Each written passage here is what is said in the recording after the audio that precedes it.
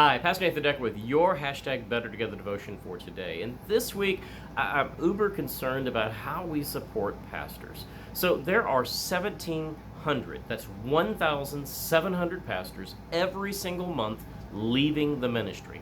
Not just leaving a church, not just saying, I don't like that church, I'm going to go find another one, but completely leaving the ministry altogether. The graduating class that I graduated from seminary, less than 10% of us are still doing active full-time ministry inside of a church. Some of them are doing ministry outside the church, but most of us are not doing it inside the church, as in serving as a pastor. It's a critical thing. It's a horrific statistic. There are shortages of clergy as well. And a lot of it has to do with the lack of volunteers, the lack of praying with and for the pastor, the lack of sharing time with the pastor and offering wonderful, encouraging questions from a committed heart. But one of the other things that is killing not just the clergy, but is killing the church is not completely being committed to a shared vision of what God's kingdom is going to be for that congregation.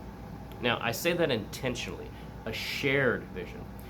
Most of the time, people seem to think that the pastor is going to show up, especially if it's a new pastor, with all the right answers, and we're just all going to go kumbaya, and it's all going to be better. No, it takes time, at least a year, to really discern and come to a language and a calling of what a shared vision is. And then that shared vision has to be communicated over and over and over again until the congregation buys in and until folks begin aligning ministries, budgets, and hearts to that vision. And that's the hardest part of it. It takes years, sometimes 3 to 4 years, for that to occur. Now, one of the ways that you can support your pastor is that once the pastor has, with the laity, came to a shared vision, and the leadership of the church is like, yes, that is where God is calling us to go ahead, and everybody's, yes, that's where we're going, then buy into that shared vision. Support that shared vision.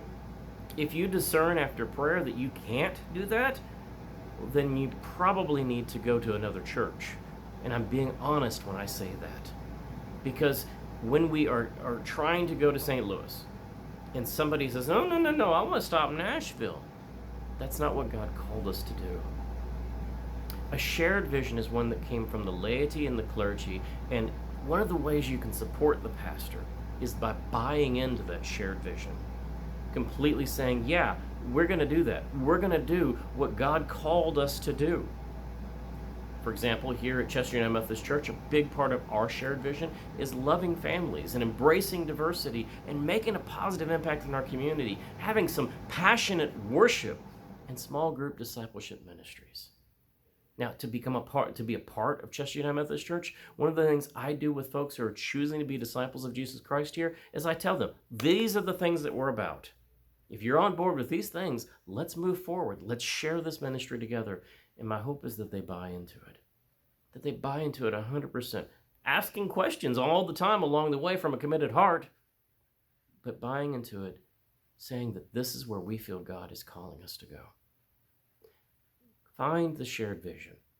And then completely lose yourself in following Jesus as you support it. It's a way of also supporting the pastor. Because it's so hard so many times when people are going in different directions and the pastor constantly has to go back to reselling the vision. Focus, buy in, align with the shared vision that God has given you. And you'll find you'll be better together. Amen.